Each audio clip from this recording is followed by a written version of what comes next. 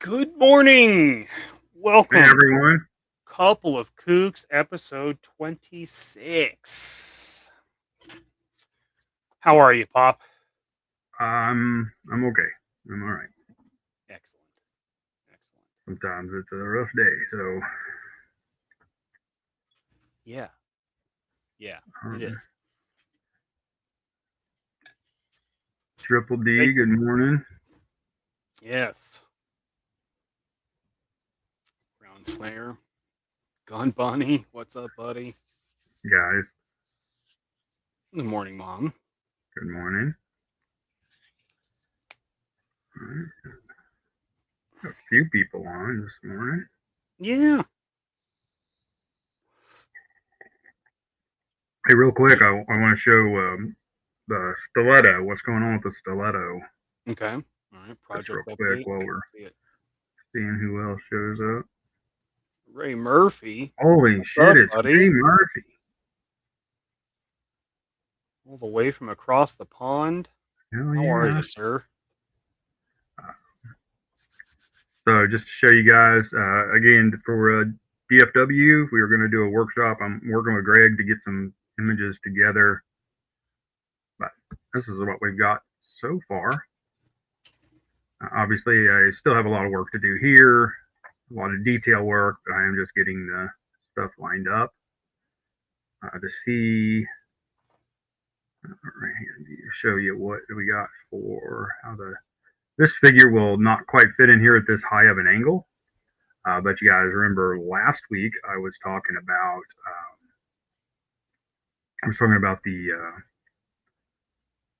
the other spaceship, and so I redesigned that thing, that cockpit.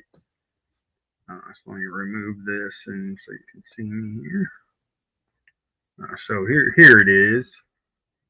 Here's a Snake Eyes figure sitting in that. This is the exact tub that was in the spaceship. So what I'm going to do is I'm going to design this interior to where it just about fits both projects. So that's what's going on with it. That's how it fits in there. Obviously, I don't have any details. I'm going to make some changes here and bubble this out a little bit because of the way the hull is shaped. I can do that. So we're going to do that. Make a little more room for the elbows in here. So if you have a figure that is a little more bulky than Snake Eyes, he'll still fit, or she will still fit in there, depending on what your astronaut preference is. I've got a line open with Dave Kunitz talking about some of the stuff we're going to do with that, that and the interceptor that we talked about last show. So I'm very excited about that. The idea is that we'll do this workshop, and at DFW, it'll be a straight cost. It will probably seem it's going to be like more expensive than what a figure would be, but you're going to go walk away with a 1/12 scale stiletto or starfighter, however you decide to configure it. Sick. So, but I wanted to get that out of the way because we got lots of stuff to talk about, I think, today. So we have a few things on the docket. Yeah. So I am Cooter. What a cooter. Pete. So happy seeing you guys here. It always makes it cool to have everybody on here supporting Mikey's channel. Yes. I appreciate it. I'm gonna pop this thing up here one more time, do a little spin around, and you can see what's going on. It's really wild. When Mikey and I did the workshop with the Hasbro designers a few years ago, this piece here was the piece that Dave had made for his original Hasbro presentation. And he did back form parts off of it. It was like just a Bondo and wood or high density foam and Bondo. And he made these, and this is what Mikey and I made our spaceships out of, and basically the same concept. So you kind of see like how this is made. This really would be a lot of fun to make an alternate version where the nose just comes out a little bit and kind of opens up like a saber jet, with It's the like engine for a MiG. a little shorter, do something different with the tail and just have a little fun with it. Maybe a different wing pattern. But once the model's done, then that stuff is a lot easier to do. So that'll you know there's a lot to this that would be fun. I still have to cut these. This is where the engine goes, or this is not the engine. This is not. This design does not make a lot of sense logically. It's cool and it's fun, but logically, because your jet nozzles are here, but your fuel tanks are here, and there's no delivery system to the nozzles.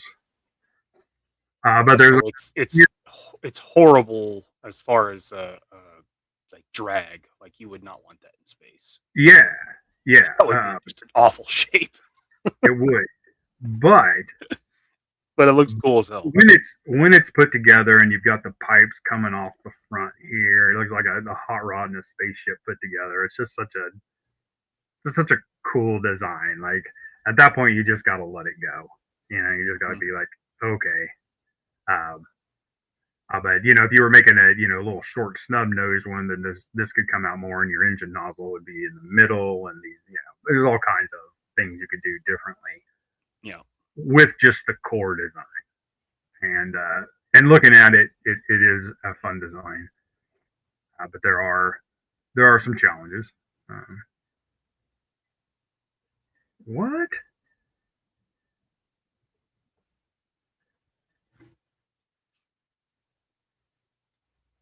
Triple D using his member chat. 8 months. I appreciate you very much, sir. Now in glorious KUK Vision 2.0. Get you a little acid. Russia! Jesus Christ. Yes, sir. Pretty apropos for the day, I think. Yes, it is. Morning, Max. Best toy ever. I had so much playtime as a kid with that thing. Stiletto was sick. And good morning, sir. Well, good, Max. You may get to have some playtime with a 1/12 scale version. That's right. Shane's in the house. Good morning, sir. I absolutely love this concept and can't wait to get one in my hands. I can't wait to get it into everybody's hands. Morning, Moo. Well, good morning, Mom. So anyway, that's where that's at. I wanted to get this out of the way because the next few things on the show are all kind of a little bit tied together, a little bit outside of this. I know people had wondered how far along this really was. It's doing pretty good. This isn't a solid model; it's shelled out, so it'll be two halves that go together. These will probably be resin printed for the show unless I get a little help knocking some out from somebody that can do some really good other prints. And then the interceptor that I talked to you guys about last week, the Cobra Interceptor last show, that one I am going to get a little help from the guys that do Codename Iowa Assembly Required. Nice. I talked to Travis, and we're gonna work some stuff out. And their theme this year is Star Brigade. So there will probably at some point be in the raffle, you will be able to get one of each of these, get the Interceptor or one of these, and there will be several of these presented in like their original Space Force colors. Or Star Brigade, sorry. So the Stiletto will be the Starfighter version, and the Interceptor will be the one that Dave intended, the black with the green bubbles and all that. Cool. Now, what happens in between there, who knows? But those versions will be what will be presented. Black with the green bubbles also sounds like it fits with the Fisher Price astronaut, so that's also cool. It really does. I really want on that. I think on that Interceptor, it would be fun to do a version of it that is colored like the Alpha Star, the black and silver. I think that would be fun. Maybe this one, maybe this one would be kind of fun colored up with black and silver too. Yeah, I can see that. But you know, the cockpit is tight on both of them, so I don't know if the spaceman, the Yeah, astrosuit would I'm like it. getting that giant lug in there. Yeah.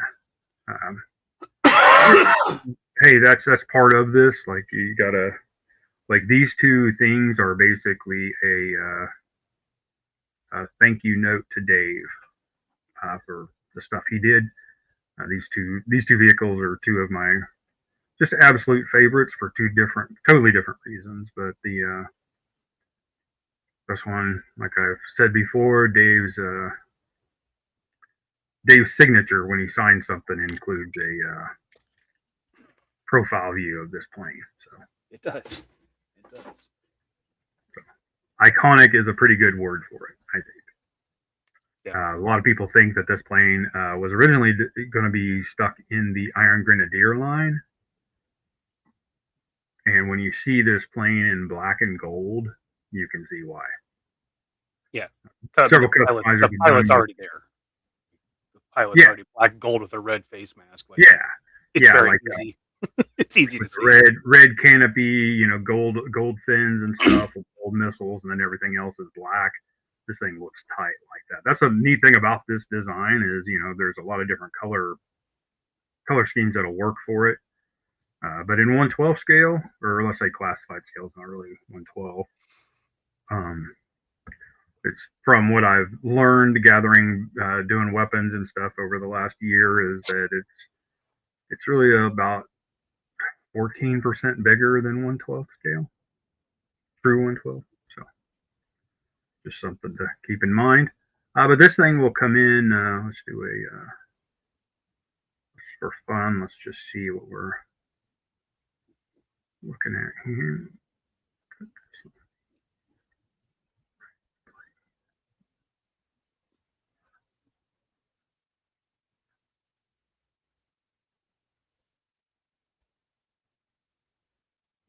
Yeah.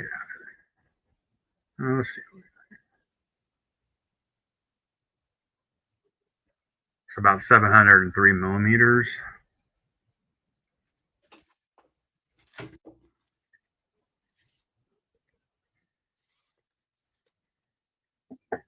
don't know what that will be in.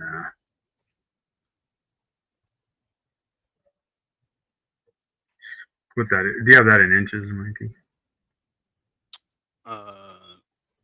No, you said 700. We can get that really. It's 70 centimeters, so 9 inches. Yeah, about almost 28 inches long. 28 inches. That's quite a piece, honestly. Yeah, it is, and that's actually not far from the size of the Starfighter or the Interceptor. Like they're very similar. They would be very similar in size. And the Interceptor is not 112 scale. It is just being modified. Sure. To hold a 112 scale or a 6-inch classified figure. So, because I already had the model and didn't really want to blow everything up. But it was designed using a different printer that had a way bigger bed, so I had a whole lot more to work with. But I was still trying to fit it for a 3 3/4 like O-ring project. If that way back then, it was maybe a Kickstarter, and it would have, where you would. I was trying to fit it in standardized mold frames, so that it wouldn't take. Since there's not much infrastructure to build O-ring scaled vehicles right now, everybody's kind of starting over and relearning. But if you can at least say like, oh, your company can do a 20 by 20 brick, and fit within the confines of that, then that was everything was designed to fit within that, not have to make. Not just retooling the tooling, but retooling the machines that handle the tooling, right? So it's very much a manufacturing friendly process. So, all right. So that's what's going on with that. And I thought that we would, today is March 15th. We're gonna show here in a little bit. This guy showing up here. Tony, what's up, brother? What's up, Tony? Sir. We're gonna show the custom build that we put together. Mikey and I sort of worked in a vacuum on these two projects. Mostly. It's mostly, yeah. So we're going to show that in a little bit. Part of the fun of that and a lot of the stuff that we do is space themed, and it's kind of funny because it's not funny, it's ironic maybe, but my father passed 4 years ago today, and it has been a very difficult thing. Mike and I were really close to my dad, and you'd think that 4 years it should be it should be better, but it's not. No. But but I'll start off by telling you guys a secret about my dad. A lot of people don't know this, but he was actually, let's get this going here. I gotta be real careful showing this picture. I think you guys would understand if you, when you see it, you'll understand why it's so important that you can't share something like that just for legal reasons. My dad was Batman. There it is. So now that that's out there, this is a rare picture. I'm sure, we only have a few people watching the show, so I think we'll probably, even if we get 100 rewatches, I don't think anybody from Gotham City will see it to put this all together. But if the episode disappears, you know why. Yeah, you guys will know. If we have to take it down, it's gone forever. You guys will know what happened, which is sad because I'm pretty sure what you're going to see at the end of this show, you're going to want to rewatch a few times. Yeah. But anyway, so I'm Batman, Slick. Yeah, that's right. Just one of, this is probably one of my favorite pictures all around. This picture was really the last time we were all together before we found out he was sick. He had cirrhosis of the liver. It was, by the time they figured out why he was getting weaker and having issues, it was already in stage 4. And it wasn't from anything crazy. It was from it was from a blood pressure medicine he'd been taking since he was 16. And they put him on blood pressure medicine. He'd been taking that his whole life. I mean, they always added things and changed things and all that, but it was always that was always the backbone of whatever he was doing. This was Mother's Day. Oh man, was this 2021?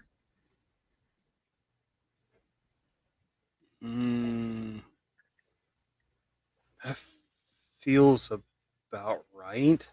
Or yeah, I want to say that. But he and my mom had come down to Springfield. We were all in Springfield, so we went down to what is it called? Dogwood Canyon? Is that what it's called? Mm-hmm. Yep. Down in Blue Eye, Missouri, which is way south. A big deal that Johnny Morris has. It actually, when you go out and see the wild animals out there, there's actually it actually crosses the Arkansas border, where you drive down and take this tour. And so we took this tour. We went to this little fishing hole back in the woods and got this picture of all of us, which is crazy because you can definitely see that Mikey didn't get his height from my side of the family.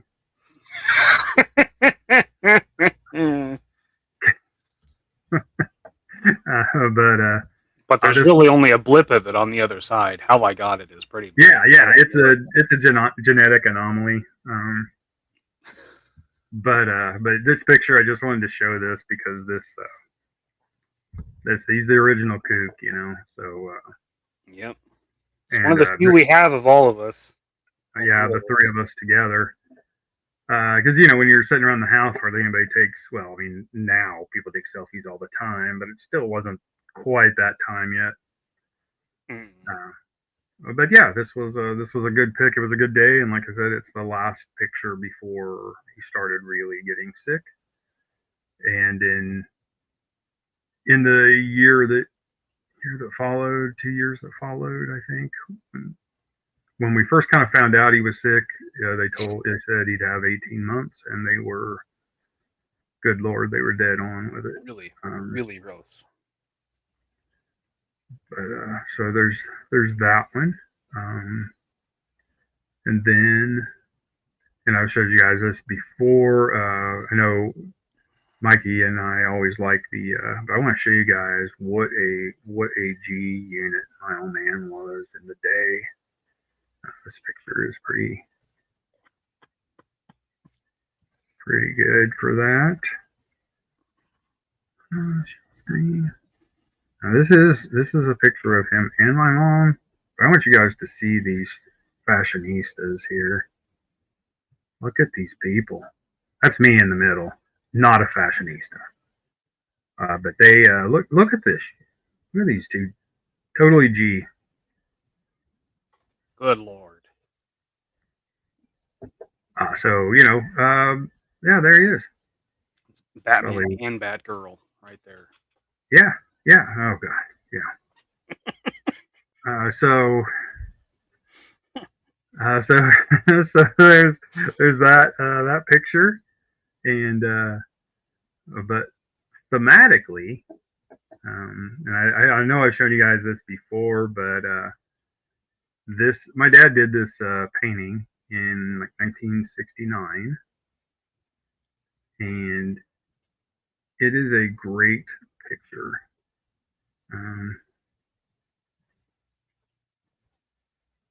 So let's flip over to that. There it is. This is such a fun picture. At the when you think about when he did this, like the moon landing, he had all this stuff going on, and you know, so it's pretty wild to actually see a picture of somebody that this guy, you know, he built a lot of model kits. And also, I got this other picture that I found. There's a reason I like this picture so much. I mean, other than it has me in it. But let me stop that one and pull up this one. Nope. No. All right, here. This is a few years before that. You can also see that they are still fashionistas here. But look at this guy's model kit collection. Hell yeah. He knew what was up. Yeah. Got to see the old classic space station. Well, there's that double propeller helicopter that I have most of. Yeah. Right underneath it. Still missing a piece of that. Yeah, for sure. But the yeah, the space station, I think, is really a really cool piece. Cool. Got some rockets here. This is a X-37, I think, the Goblin vertical takeoff jet. Yeah, so lots of rockets. Chinook. And I forget what this one, I believe this is an X-1. The plane that Jaeger flew to break the sound barrier. Chuck Yeager.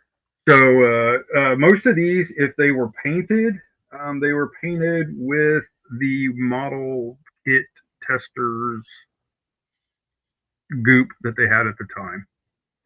Straight up lacquer based paint, you know. with a brush, which added an unintended texture to all of the kits when you paint. As it does. But it is cool, and I wanted to show that because you can kind of see where his inspiration came from. These are all kits he made when he was a kid. Somewhere, and I'm not sure in this pic where it is. It may be back in here, but he had this really cool like UFO that had it was a saucer, and in the middle was a bubble, and this little alien guy driving it. Like it was 1/35 scale, so you could really see the pilot really good. I mean, it was about this big around. It wasn't very big. I've seen the kit a couple of times. The company that makes like the Jason and the Argonaut Cyclops and that company, and once in a while they'll reprint their kits. I cannot. Is it Aurora? Maybe it's Aurora. One of those companies, but yeah, they made a little alien spaceship. Had two little jets like sticking up and sticking out on the back, so it didn't even have like an internal jet source. They were just two little rockets on top that propelled it. It was fun little kit. But yeah, the reason I pulled this picture up, I just wanted to show you guys the spaceships. So as a kid, I like completely grew up with that inspiration. My dad had wanted to be a pilot. That's what he wanted to be. And as when he went to go to the Air Force, his high blood pressure wouldn't let him go. So he never got to go. A few months later, the Vietnam War came, and he got his draft notice. And he went to the recruitment office, and he was just like, you didn't want me 6 months ago. Do you really want me now? And they did not. They did not. So the draft notices go out.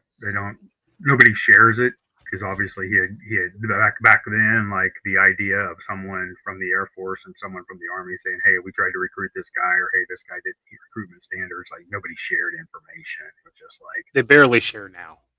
Yeah.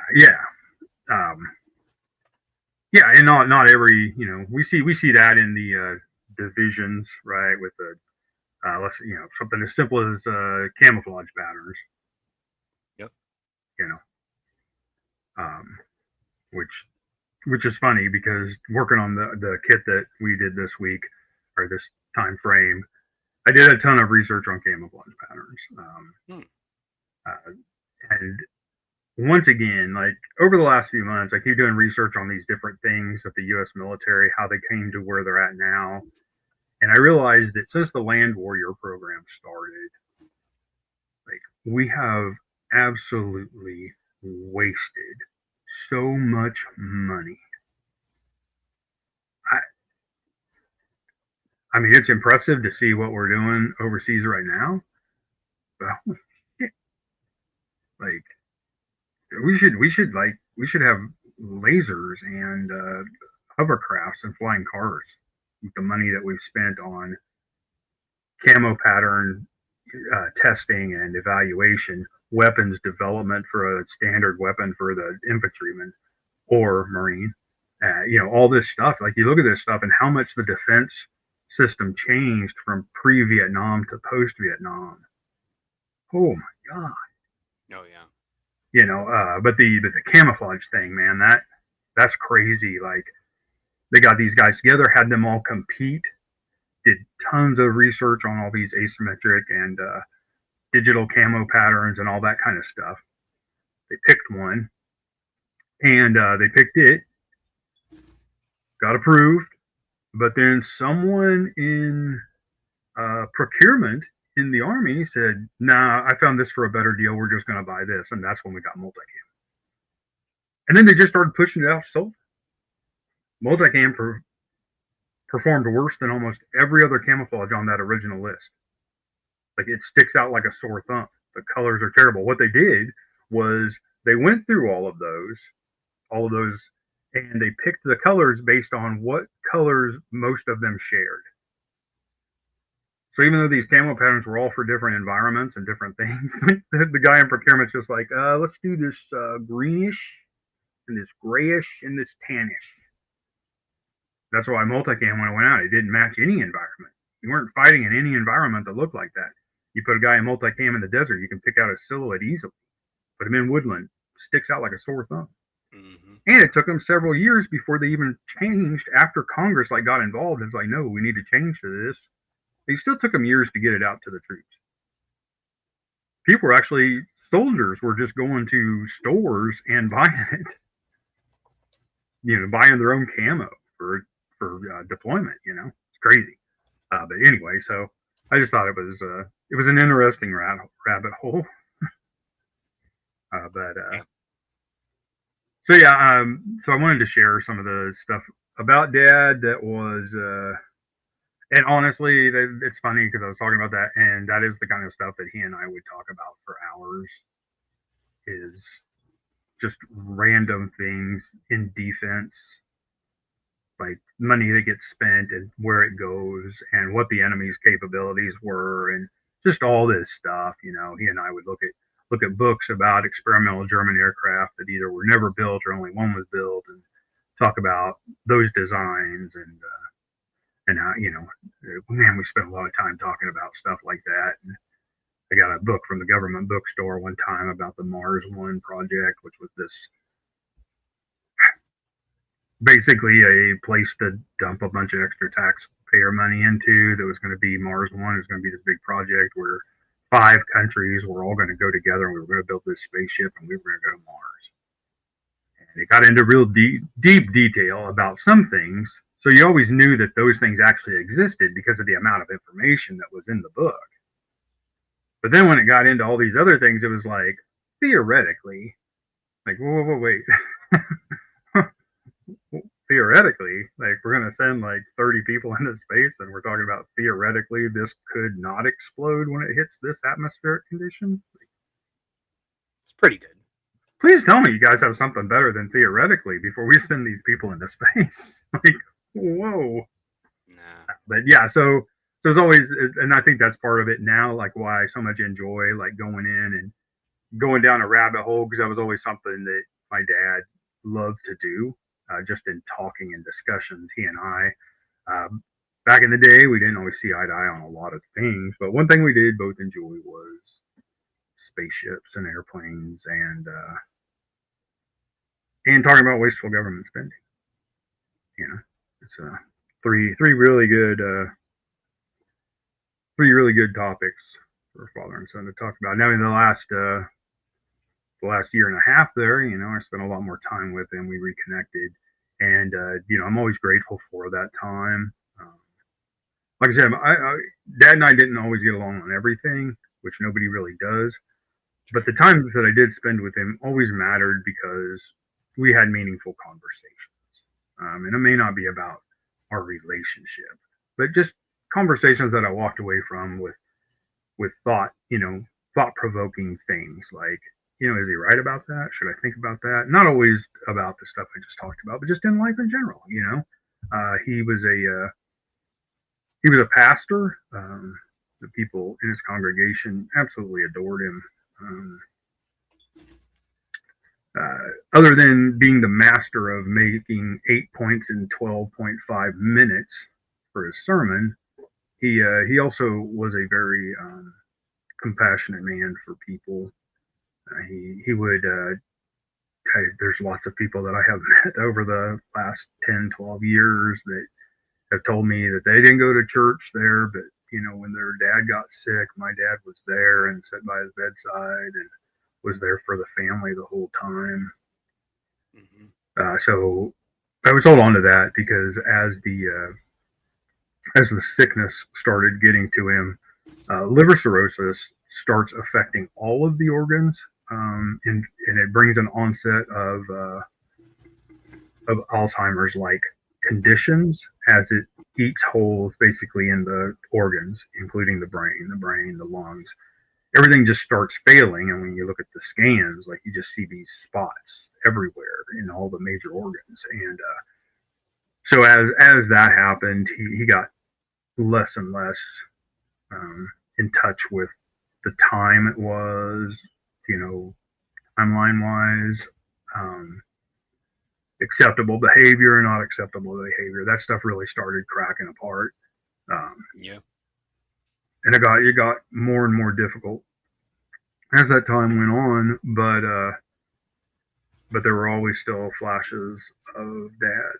You know, I would spend every Wednesday with him, and there was always stuff. You know, there was always good conversation, and then there'd be like, whoa, what are you talking about? But I just rolled with it because I knew that when he was gone, I would want that time. Yep. So that's what I wanted to say today about my old man. This is kind of where this thing sits in my office now. This is crazy. But here's the wall in my studio.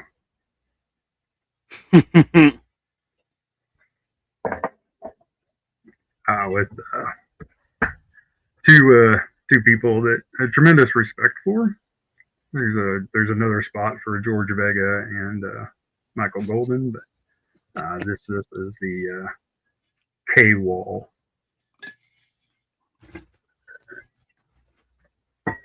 And of course, as everybody knows, the Firefox picture that used to be in my background, that was my brother and I put that together for my dad. My brother worked for a company that built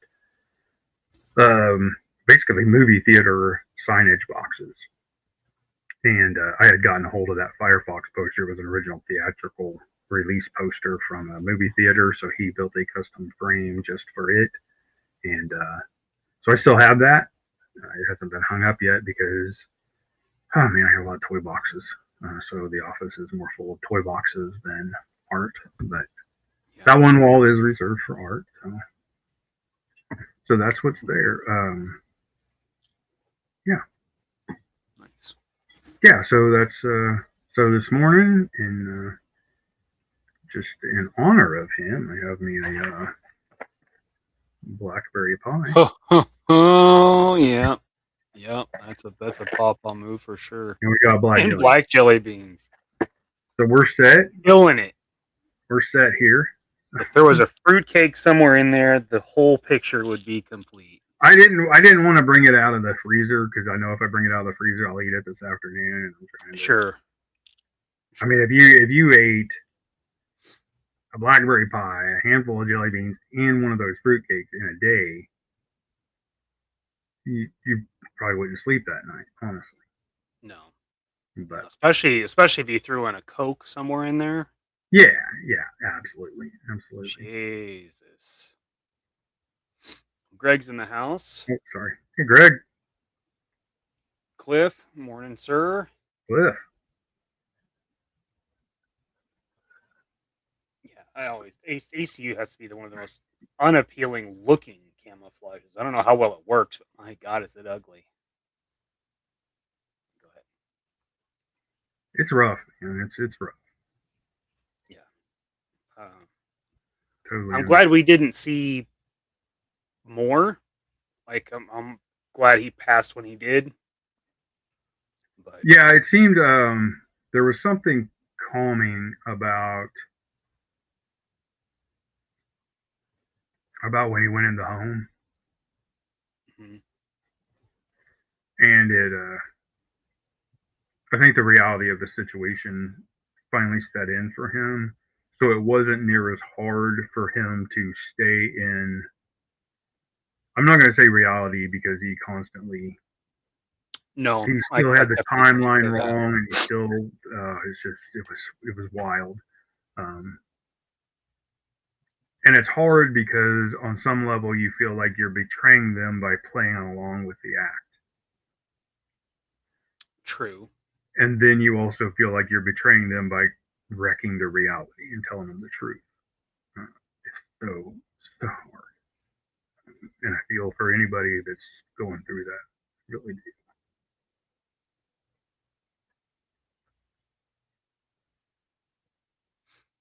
Morning, Dan.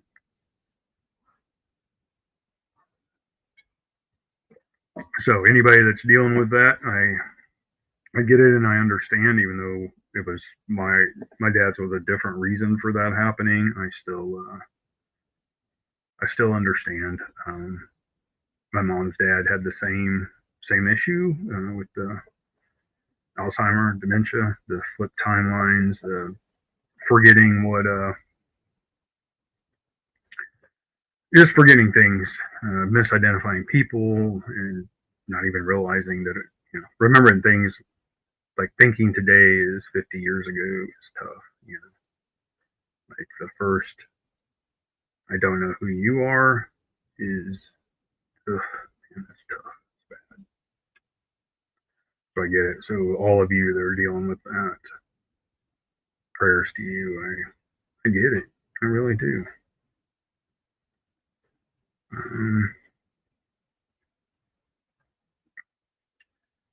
Well, thank you, Mom. I hope he is. I hope he is. We were talking about camouflage patterns earlier, and everybody laughs about the Navy and their blue camo, right? And I was watching this couple of documentaries, like I say, about camo patterns, and the reason they picked that, like that was more the servicemen, like we're pushing that because it because it hid grease and stains better for inspection. So the blue has nothing to do with them thinking they could camouflage in the water. Nothing to do with that. They just picked blue because it was the navy blue. And if we put some little brown and some weird colors in here, man, the grease stains and all that crap that the CO bitches at us just all becomes the time, more camo. You won't even see it. They were like, yeah. So somehow that is the mentality that got into procurement when they decided to do the blue version of the marine camo. So That's pretty brilliant, honestly. So wild, man. So wild. All right. That's what I got on that. Did you have anything you wanted to add, Mikey? Yeah, I was just gonna share my my little pawpaw shelf. Okay. So this is my pawpaw shelf. So there's a lot of his stuff here, and there's just a lot of little like knickknacks and stuff. This is like right there as I'm looking to the left up above my desk. In between you and the TV, right? Yep, on the wall in between me and you can even see the edge of the TV there. And then the top of the shelf over here. So yeah, I mean it's just a ton of stuff that makes me think of him. This bear was made by a family friend, and it's of a polo. It's made of one of his polos. I can't remember what she called them, but that's up there. And like an old picture of the property. This quilt is made up of his shirts and sweatshirts and stuff. And as you can tell, he had a real thing for cardinals. So the old saying is, when you see a cardinal, it's somebody from beyond thinking of you. And that was always part of him. So that wasn't anything new. That was just even from when I was a kid. With him, it was like, oh, Redbird just saw you do that. Yeah, like they were Santa's messengers, is what. That's right. That's right. And so you'll see that a lot of stuff in my stuff planted in different places are different types of cardinals. That's always been a theme with him. The Redbird is watching. That's right. Redbird's watching. That's right. The Redbird is watching. That's right. This camel hat is something random that literally fell out of his closet one day. I just thought it's a very weird material. I always thought it was funny because Papa didn't smoke. He chewed on cigars like a fucking hard ass. Yeah, he was in a cigar club, but like the guy who maybe smoked 2 cigars a month. Yeah. But when we cleaned out his stuff, there were just cases, boxes of cigars, fucking many tins of cigars. Jesus Christ. Yeah. This Star Wars figure, Dad got this for me, but the original one when I was a kid, he bought it for me when me, him, and Papa were on our way to an air show. So that to go goes on see the to show. B2. The B2, yeah, Roll out of the B2 at the Whiteman. at Whiteman. That's right. This Johnny Cash poster, he went to the post office and bought that for me. Happy Frank, Sunday, hello. right? There's a picture of him and an old steam locomotive.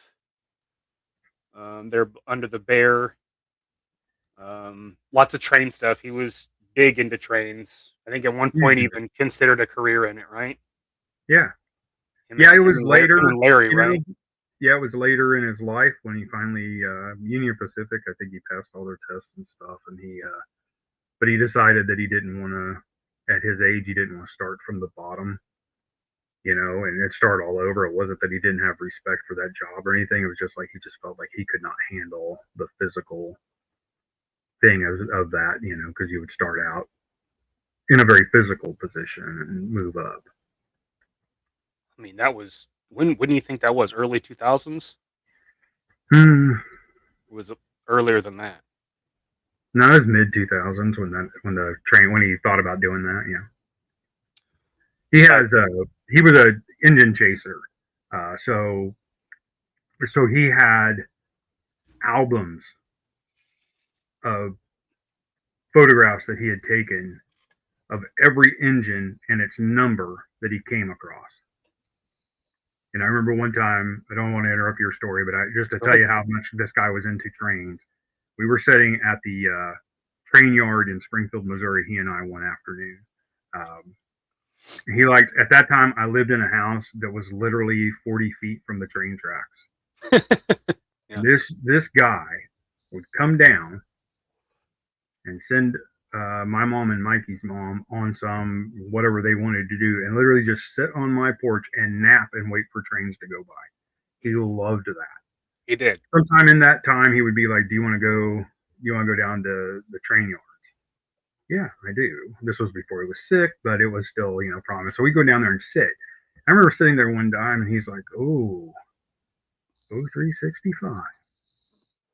I was like, "What about 0365?" He said, "That used to be a Rock Island engine, and it's he would tell you what model it was and the modifications it's gone through to become a whatever UP or whatever it was at that time. Is when they changed to the yellow, red, black color scheme. So he would just go like through this whole.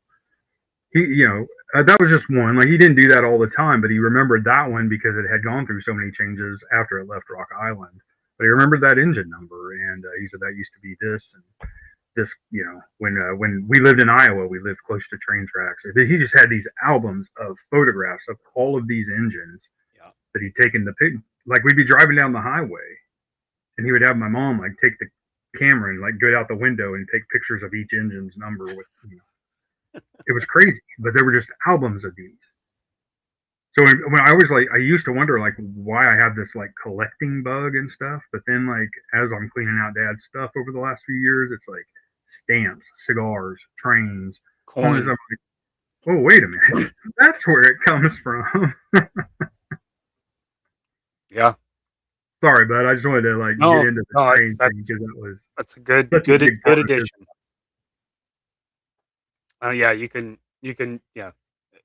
if you do anything with Pawpaw stuff, there's train stuff everywhere. I mean, his office, the walls that are now covered in posters and toys were literal train models on little wooden shelves with tracks and like G scales and shit. Like everything from up to Lionel gauge all the way down to N gauge. Yeah, he was a big train.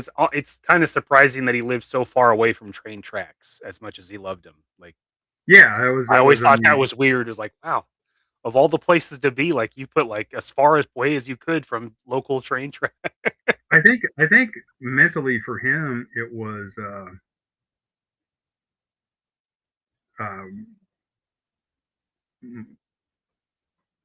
okay. I thought he did. I just didn't want to. But I think part of it was as his life changed, right? Like in his early days, that's all he could do was go down to the train tracks and take pictures of them in the yard or going by. But as he got older, my mom and him traveled a lot. So he was able to see them more in more places. If I just getting him to embrace digital technology was impossible.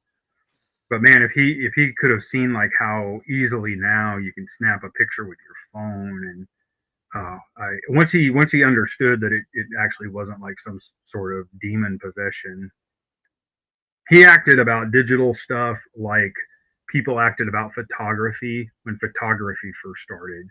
Like there were literally people in the government that tried to ban photography because they believed that taking a photograph pulled your soul out. So like photographers were demonized at first, because of the smoke from the thing. It all just had this performative devil thing. But yeah, that's how he acted about DVDs and Blu-rays and digital cameras and digital phones. Like he just could not get in there. But just the idea of all those pictures that he had, having those in a digital library would have been so great. But yeah, it was funny. Yeah. Yeah. But I think that's why when he moved out here to the country, it was just kind of like he was okay with that because he knew he was going to see trains all the time. True. Yeah. So lots of train stuff. The train whistle's not the same one he had when I was a kid, but when I was a kid, he'd go in there and sit in his office, sit on his lap, and blow the train whistle. It was always part of it. And, like his thermometer, like there's no tie to that. It just came out of that office.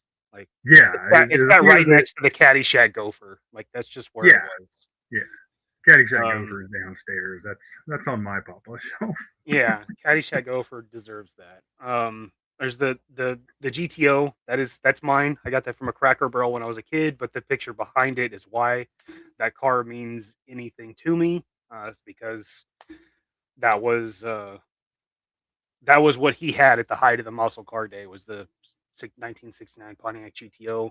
Before that wasn't anything to sneeze at. 67 Buick Skylark Stage 1, which he always said that's the one he would get back if he could have any of them back. So there's lots of pictures. Most of the rocks are just from rocks from the property. Yeah. Chief stuff. Pictures of him and Clark, which was his favorite dog. Chalk. Papa used to do these sermons where he would draw with chalk and pastels. Yeah. While he did the sermon, and at the end of the sermon, he would have this portrait. Whether or not it was I remember the Christmas one the most, because at the end of it was Jesus in the manger with the North Star bright in the sky. That's the one I always remember. Isn't that true, Dan? It's so funny. You get to a point in your life where you no longer want to embrace new technology, and it's understandable because you've lived that many years. You've been through all these changes and stuff, and you just want things to stop. Time moves so much faster when you get older, and you just want to stop. You just please just let me enjoy my shitty Timex watch and my non-progressive sunglasses. Just leave me alone. Right. And that, but that's it. Also, like it's like, man, if you would have been born in this time as a Gen Z guy, like we literally got to live. We have gotten to live that entire revolution. What he saw in post World War II, we got to see in this time frame, and technology in this time frame has just been incredible. And it's difficult, it's difficult the older you are to like grab onto this YouTube thing and Instagram and all these things. It's difficult because it seems like so much. But you get it, especially the older you get, you understand that whole like, no, I'm good. Can you find me another VCR at a thrift store? Because I've got all these. All right, Dan. So yeah, I get it. Yeah, that's true. Morning, Talib. Talib, what's up, sir? We had a great night last night on Talib's channel. Great time. All right, so on the bottom there next to the rocks, there's a B-52, which is what Papa wanted to fly, and then later decided to settle as a tail gunner, which was a really really nice story that Dad told at the In memorial. his eulogy, yeah. His eulogy was a really cool story that I had never heard before. um, and there's just little stuff there that's just stuff that came out of his office. The railroad spike and the little crock candle, a mug from his birth year, pencils and drawing stuff from his desk, and then behind his a few of his books. There's a couple of like there's one I think that's like for Passover, that, like tells you like how to do that. And there's one that's like does like some Greek stuff, and then there's a bee book. He was really big into beekeeping for some time. Yeah, as the rest of us were going digital, Dad's like, you know what? I'm just gonna make honey. I'm gonna go even further back, and I'm gonna harvest honey. That's cool. Son of GTO says that his mom worked for UP and was one of the first women to start working there. That's pretty awesome. That's really cool, Greg. That's awesome. Yeah. So then there's his Bible, a copy of the hymnal that he had at church, and then at the end there is my Bible that church gave me when I graduated. But in between that and the hymnal is a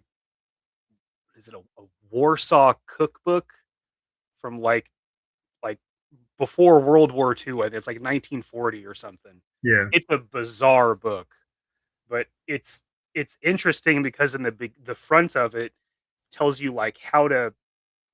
It's like the book you would give a new bride at the time, because it tells you like etiquette for being a wife and being a woman with a man. It's so interesting. It's such a snapshot of time, obviously, but I just thought it was a really interesting. He had quite the library. Yeah, he did. One of the things that a lot of people don't know about him is in seminary, he got really into language to the point that the guy that married my dad and mom, he remained a family friend for a long time. He passed a couple of years ago. His name was Steve. Talking about the interesting characters you meet on these journeys. Steve was a preacher, but he was also very much into law enforcement. So he was always strapped, and he and I had many discussions about that. But the week he passed, Steve had a conversation with me, and he shared some of that at his eulogy for my father. But my old man was very well known to a lot of religious scholars when things like happened that they came across, like language they didn't understand or a translation, like when it came to Greek, Latin, and these languages and how they were translated and interacted.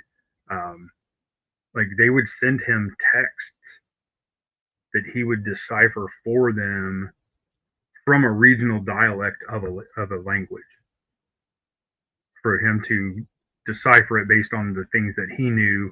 When I went through stuff here in the office, there were letters from other scholars and other people in the ministry and in the seminary they would send him stuff and say, hey, Brother John, would you take a look at this? This is what we think that it means. We're trying to decipher if this is a dialect change or if we're just not seeing the words, in the right order.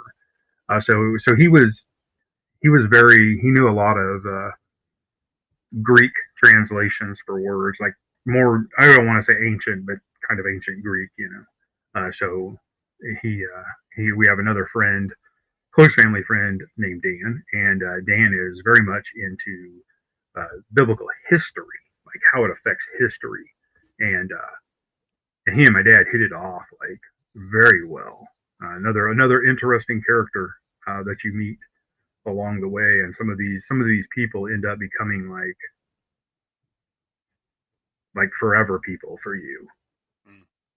You know what I mean? Like, and it's wild that friends, and mind you, you probably do understand this, but friends of your father become almost guiding people in your life later. Like, not all of them, obviously, because all of us have friends that aren't, you really don't ever want your kids to meet. But there are people that you are fortunate enough to know as mentors in a way. Yeah. That share a lot of the struggles you may have or questions you may have and how they came to those things. And you don't think about like somebody that goes up every Sunday and gets everybody pumped up, and you don't think about those people having doubts and those people questioning the very things that they're teaching or the very things that they're sharing. So it gives it a humanity that you can relate to even if you're not religious. You're just like, okay, so everybody goes through this. Yeah. Which is a good life lesson. When you joke around, people say these cliches like, you don't know what that person's gone through today. Man, to imagine that somebody that you've always thought was like this very structured person actually had doubts just like you do, and actually did have times when they questioned what they were doing. It's just, it's interesting. And both of those guys definitely did.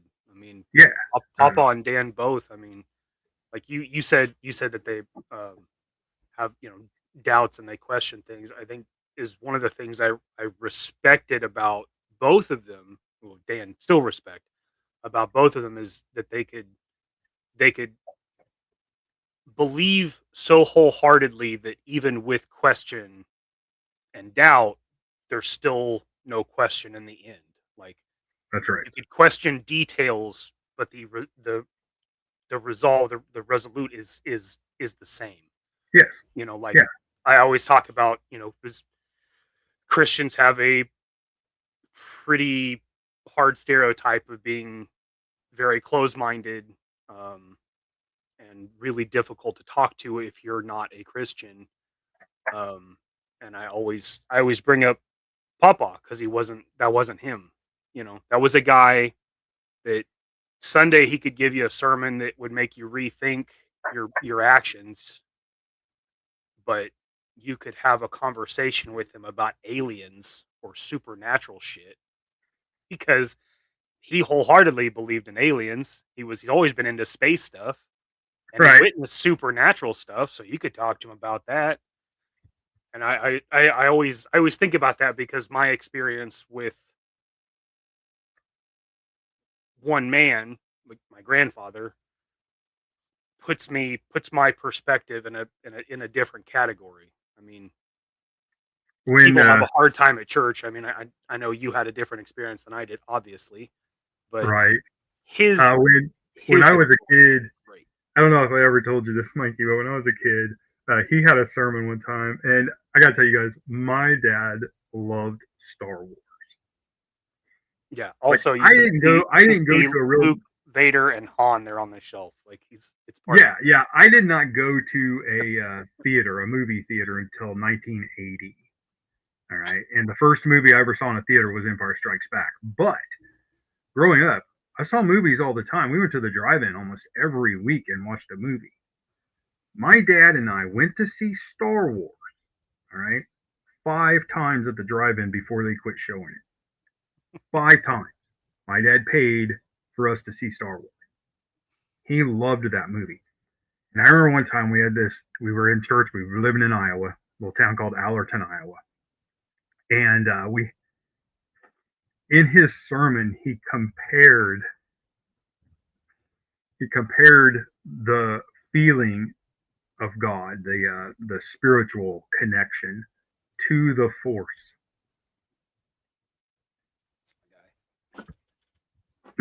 And I remember hearing, like, I was pretty young then, right? I was like 7 or 8 years old, and I just remember, like, hearing him tell my mom later, like, some people in church were upset with him comparing that because they had in their mind that the Force was the work of the devil, that having powers and all that was the devil. And I just remember, like, because it was so cool, because I'm sitting there in church watching church, and watching his sermon, and he compared it to Star Wars, and I was like, my dad is the coolest person in the world.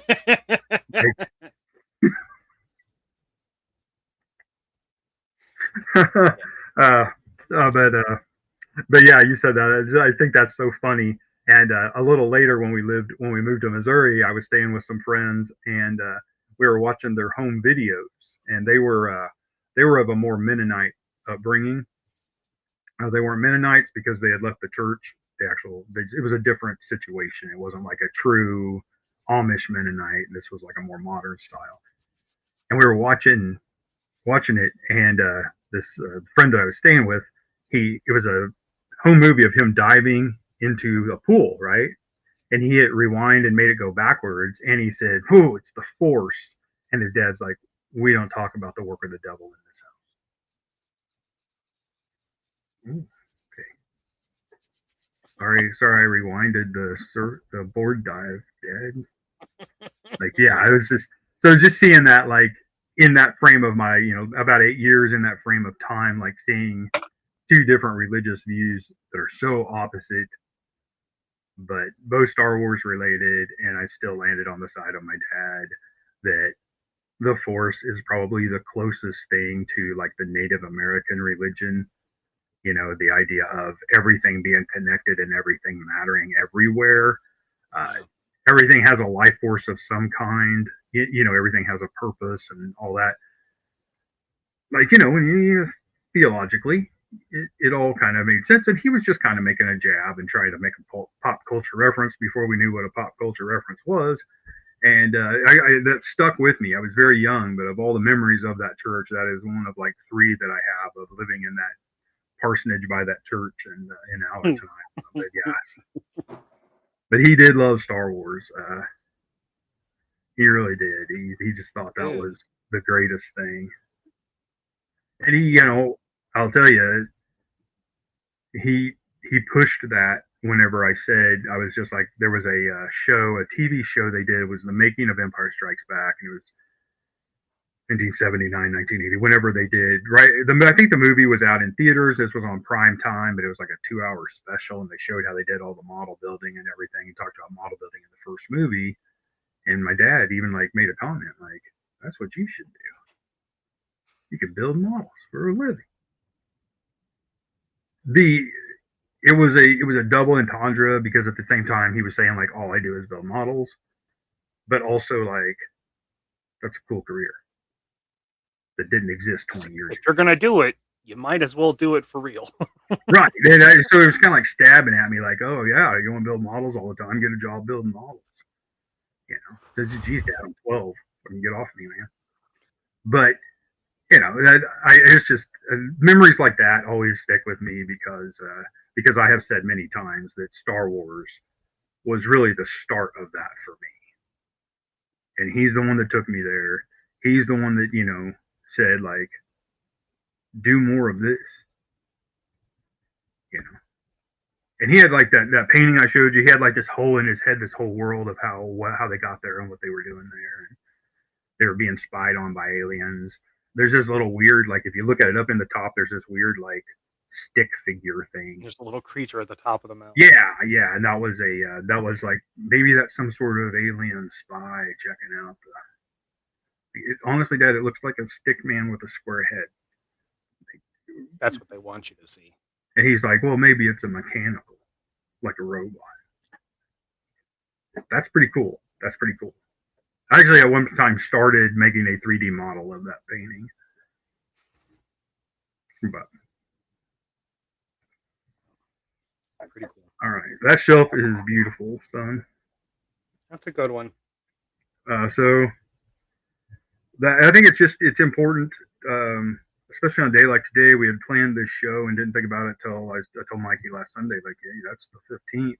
Oh, but I think the beautiful part of it is that my dad shaped a lot of that direction for me. My love of spaceships and science fiction, and also trying to find ways that would really fit. Like when he and I would look at these German designs, right, that didn't happen or that failed or whatever, like he would go over the theoretics of why they thought that would work. Like he understood aerodynamics and that sort of thing really well. And he also knew the history. And this was before the internet. This guy just just had knowledge all stuffed in there from just people he talked to and stuff. Like it's not like he was on some like reading popular mechanics since like the 90s. Yeah, reading popular mechanics. That's probably really where it was. What it was. I bet there's a lot of it that came from that. Like he got me a subscription to International Combat Arms, which was a incredibly great magazine at the time. Really nice format, really pretty pictures, lots of conceptual art for science fiction, but also we talk about modern military stuff. And he would, before I could have it, he would have it for about a week, and they'd be like, "Hey, this came last week for you. Like, why don't you just get the subscription and give me the books? Like, why are we pretend? Why did you put a Y? Why did you put Johnny Kukovich when you're going to snag it and read it for a week on the shitter?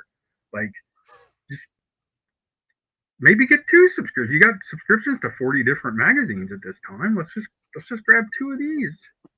It would have saved me because there's some copies I have that look like I literally had them rolled up in my back pocket, took them to school so I could read them at school because that's what I did. But it just kicked this whole thing off for me, and he never discouraged the G.I. Joe thing. He never discouraged the Star Wars toy thing. When I was that young, he was still in seminary in Des Moines. He would go up there, and that's where he really started developing his language knowledge, his linguistic abilities. And but if he ever had to go out of town for a couple of days, he would always bring me back a Star Wars guy. And he always knew which one. Like, he knew which ones I didn't have. Like we may not have connected on a lot of issues at that time, but science fiction was always something we connected on. And he did love Star Wars, so that was, to him, that was something we could do together. When G.I. Joe came out, like, I would do stuff, and he would take me to Venture was a Target at that time. He'd take me to Venture because Venture always had this like awesome display of G.I. Joes in the first couple of years and help me get one, you know. Years later, guy would go to Walmart, clear out the G.I. Joe clearance section, and stuff it in his closet. This closet right here. He'd stuff it in there, and then when I'd come in and say something, he'd ask me if I would do something for him. You know, like something random, like, "Hey, there's a bush out there I can't reach. Will you go cut it down?" And I'm like, okay. And he'd out from under his chest and be like, "What if there was a G.I. Joe tiger fly involved in this trade? You son of a bitch." Got the printers, went outside and cut the bush down. And I went home with the tiger fly. I can't even tell you guys how many times he did that stuff. Like sometimes it'd be Star Wars stuff, sometimes it'd be G.I. but he would go do his little shopping thing, and he would just get a cart full of clearance toys and put them in this closet to use as financial blackmail to the children. So that's it was glorious. It was glorious, people. I'm telling you, it was great. But so, what time are we at? Oh, all right. You ready to get into this little thing we're doing? Let's do it. Okay. Let's talk about the rules again. We're to do something cool with Dusty using a majority of pieces that have been printed or developed for a couple of KUKs or within the project timeline. It's just things that have happened. And, you know, then you could do any kit you wanted, but you had to use Dusty.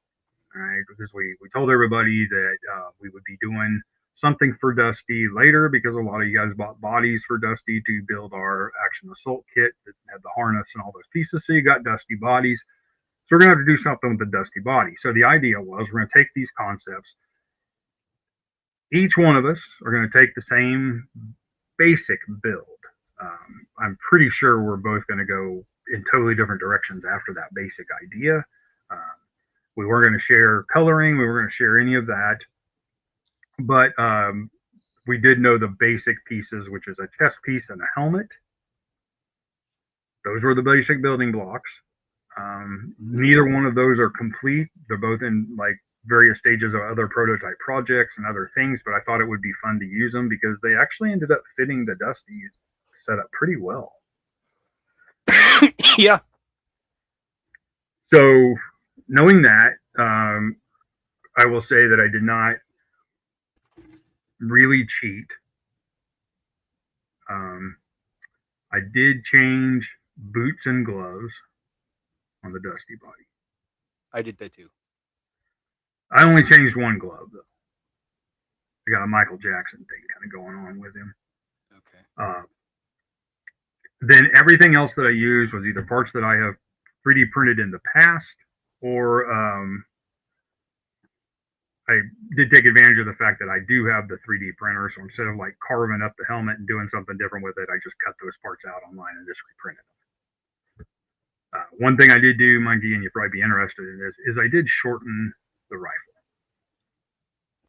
Oh, really? I like that the way it is. Well, I'll show you mine when we do the reveal. And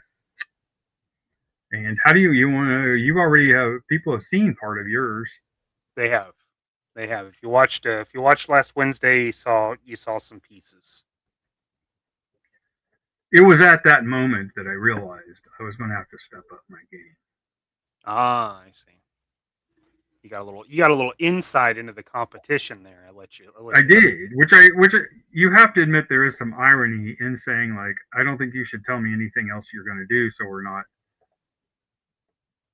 tainted by each other's vision. And then you literally did a 2-hour podcast showing what you were doing for your vision on Wednesday night. You weren't in the room when I was doing it. You didn't have to watch that. I do have to watch Wednesday That was night. for everybody else. I do have to watch Wednesday nights. I am emotionally obligated to watch you and Tony as much as I possibly can. So you're my boys. So I gotta keep an eye on you two and make sure you don't get out of hand. Well, you did a horrible job. I know, and with great pride, because I think we have different versions of out of hand. Yeah, that's true. So, all right, bud. So you did show what you were going to do. It looked like it was a blue-gray scheme. Mm-hmm. Yep. All right. Do you want to? You mean to show mine? Yeah. All right. Let's see how well this shows up.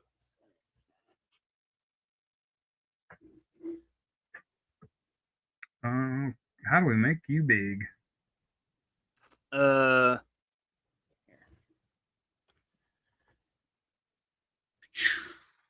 we go. All right, let's see this thing. Oh, okay. Oh, hell yeah. All right, so I did use Dusty head, but it was one that I'd already sculpted a mustache on, so it was something slightly different. That's cool. There's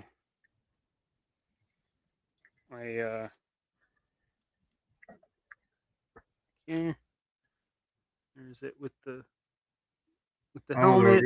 The horns turned out really nice.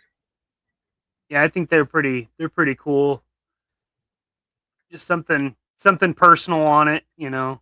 I did use the gauntlets from the other kit. Okay. Used the backpack from the other kit. Did some greebling and added a hose.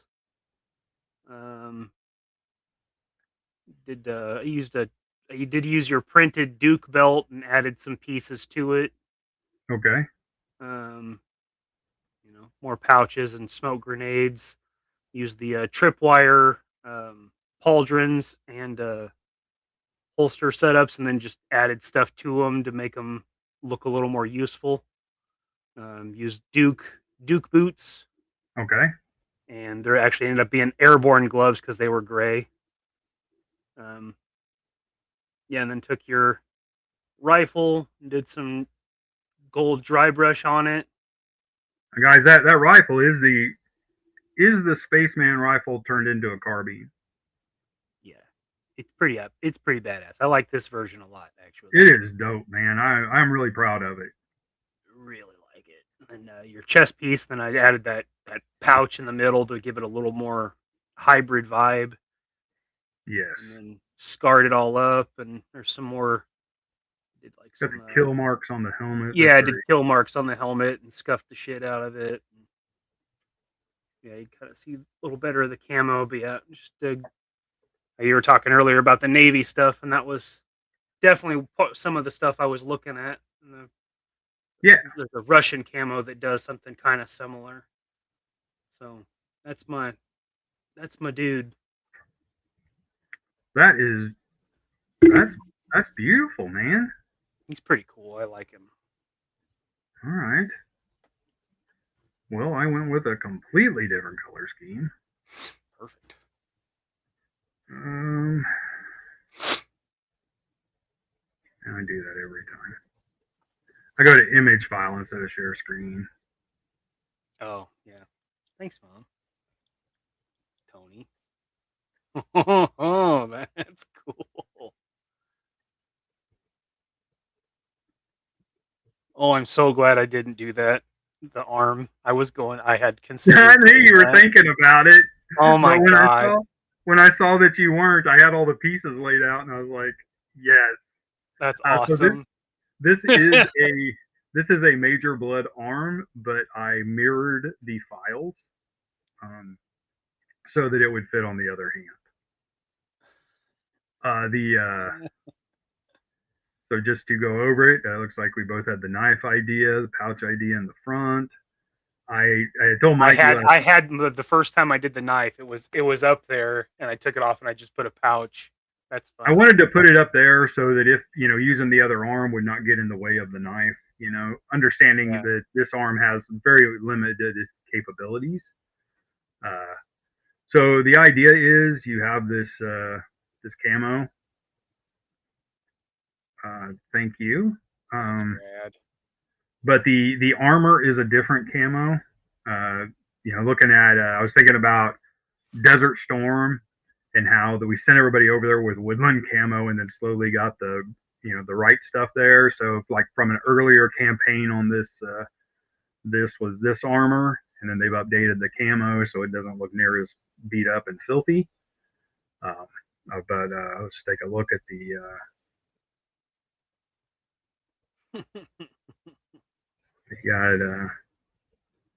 I also told Mikey that since I had come into a couple of those Steel Brigade or Steel Corps, was it a Commander pack? I had these, and I was like, yeah, but they don't match any of my other. And I was like, what? Where did this come from? Because it totally matches the Beachhead armor. Yep. So these are. Which they used them together when they did Shockwave. So that's what they're from, yeah. So yeah, I probably should have used a Shockwave, but this is from a Beachhead. I mean, those legs are that is the build they use for Shockwave. So. Yeah, it's pretty sweet. These knee pads came off a NECA figure. Nice.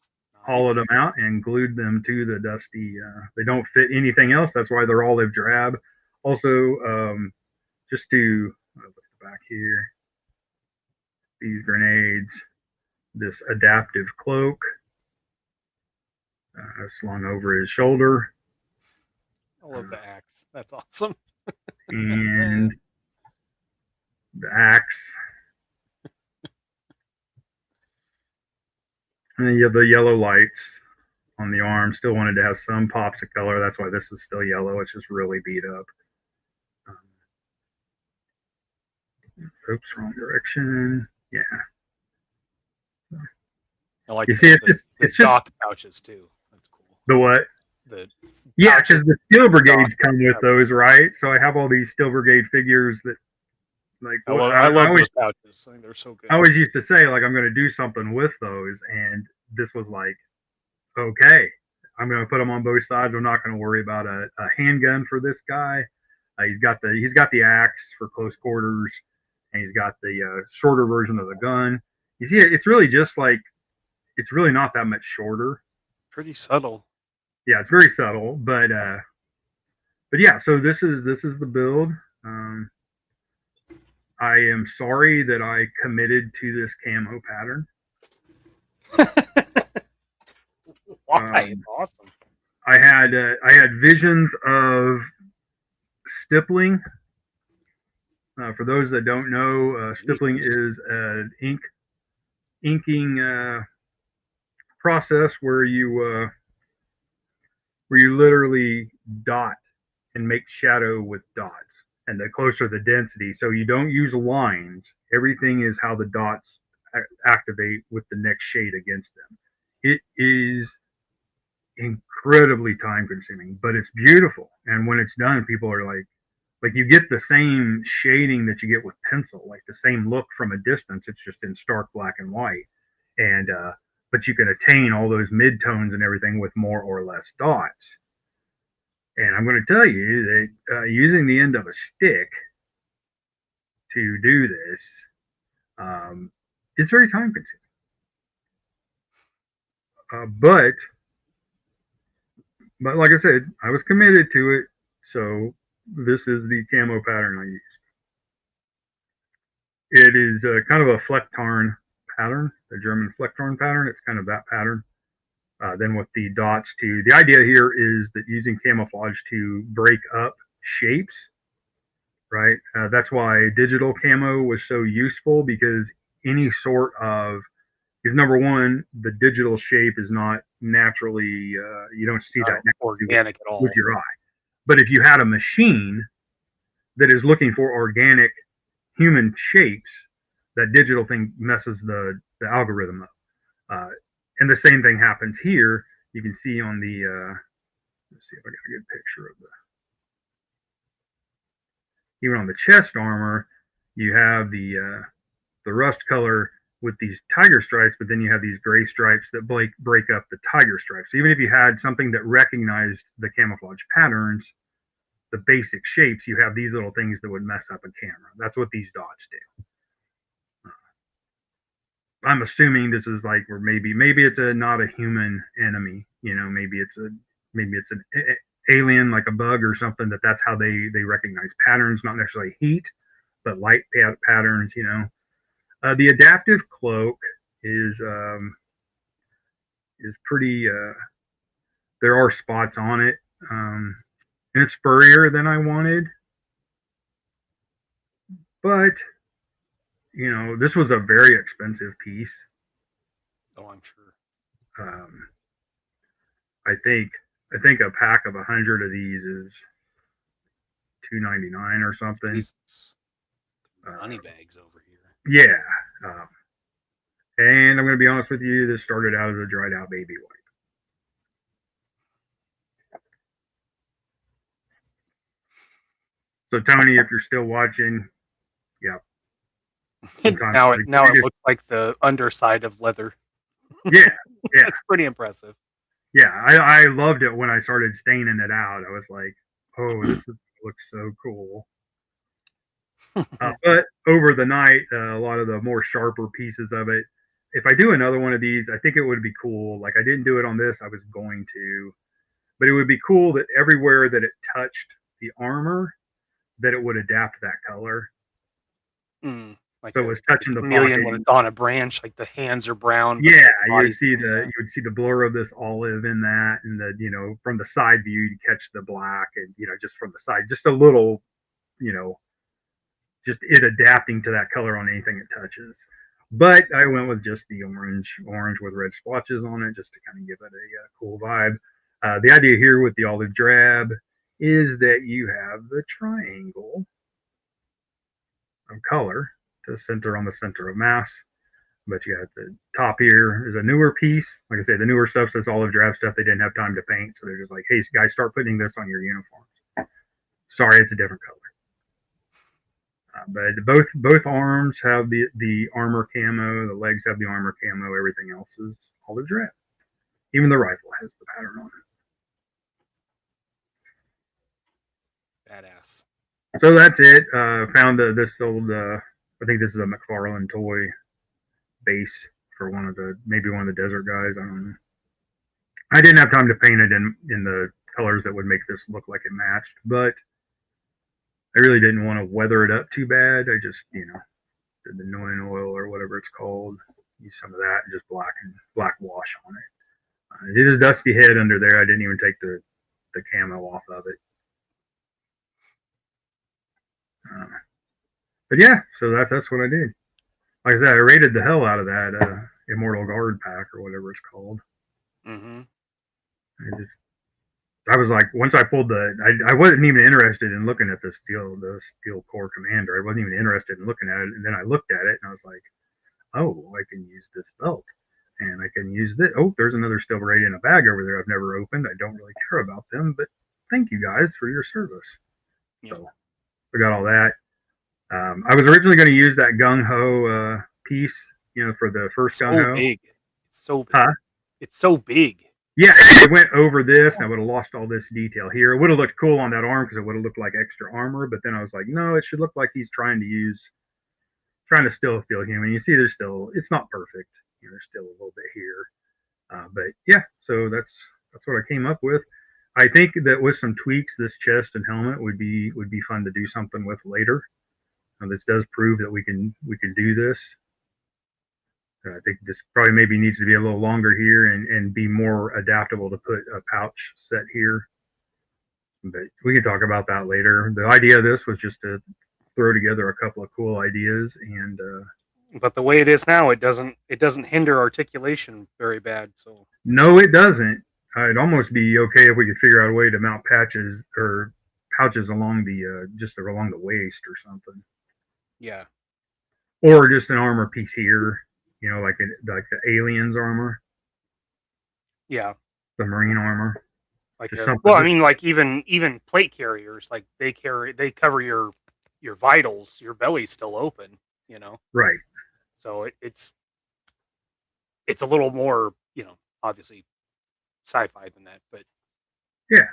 But we're saying the Rangers or Marines, so we would want them to have something like design another belt or something that's got a little taller belly plate on it or something. Almost like that Saw Viper belt. Yeah. Just going up instead of down. Mm-hmm. So trying to skirt the sides, go up in the middle to give him a little belly protection. Yeah. Yeah. I mean, the armor's supposed to, protect your main organs, and that's kind of what it does here. Sure. But it does look cool. Probably make some tweaks to the helmet. But I do really like this gun design, and it fits in with the Astro Suits gun.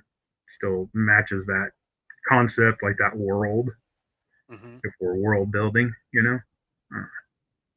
But that was the point of it. Was just a way for me and Mikey to just do something with very minimum rules, but the rules that are there are the ones that fit in with the couple of KUK's universe. And then just have fun with it. And the arm does work really well like this, but I think this resin that I'm using, Mikey, is a little less susceptible to being heated up, as you have found. Yeah, I couldn't believe that yesterday. Because I took all the Valaverse Action Assault ones that I built. Yeah. I took them down. I was like, you know what? I'm going to finally paint these so when we take them to shows, they look, you see the finished product. Yeah. And so I had to take the torsos apart to remove that dusty harness. So I was like, I'll just put them all in there. It'll heat the gauntlets. I'll be able to pull those off and paint everything.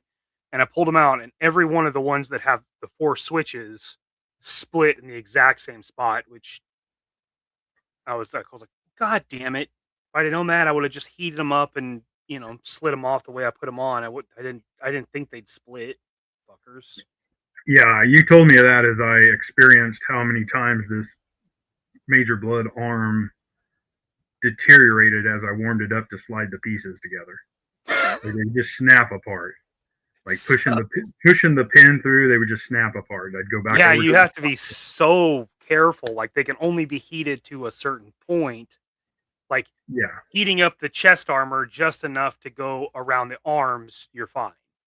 But if you're trying to do something with it, or there's too much pressure on something, Did you have issues with the straps on the chest armor? not on the straps, but I did split both of them. One of them I split right up the center, like collarbone, and the other one it Oh, really? split to the left of it. Huh. Okay. Doing that, heating them up to pull them around, and they just right up there. Yeah, I was one of the most frustrating parts for me is I had already mounted the chest piece, and then I put the shoulders in. I was weary of that because I'd already broken them, and I glued this one back together, which that was fine, no big deal.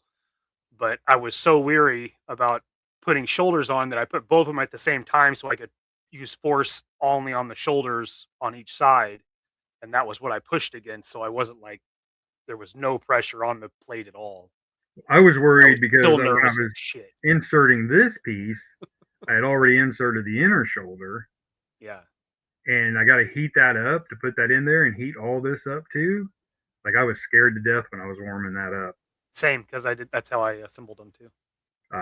But it's almost impossible to snap these butterfly joints in with the shoulder attached. Oh God, no. Yeah, You can't do it. Oh yeah, no. It's a And the back, like I say, the back side of that is that once you put all this in, this no longer slides over easily. Now it is a bitch. Yeah. Even with just the shoulder nub. Yeah. Like you just got to take it all back apart. And so I think if we do this, we'll probably do something here where it looks like a buckle and glues in. So you just add the strap later. It's close enough on the side that when it's all put together, it looks like it's all one piece, but it's actually split on this back. Yeah. Oops. Trying to see if I had a picture of that. Not really. But yeah, back here, the two pieces of armor does have a split in it in the 3D file. Let's see if I can. And if I was using a different material, that might be better. Yeah, right there. Let's see the split. It's a micro split, kind of like the Sci-Fi V2 armor is. Yeah. But it sits fine. Yeah, it does. So yeah, well done, Mikey. Well done. Yeah, well, totally different directions, and they both fucking work. Which is, again, that's the cool thing about when you want to make something cool, and when you make a cool thing. And Tony was talking about this the other night, and I think it's funny, Tony, because I have spent the last few weeks working on this other project for Grindstone, and that is how I design everything. Is like you were talking about, and then this pressurizes and this. Like I am literally designing like an entire soldier platform for this concept, and I think about all that stuff. Like I don't know if you guys are aware, but when we did the Kickstarter and we made the exclusive was the Adapt Soldier, and I did this. I thought it was in here, but I don't see it now. But I did this piece like it came out of like an International Combat Arms type or Popular Mechanics magazine, where it was explaining. It looked like a piece of the magazine, and it had a coffee stain on it and everything, and little staple marks.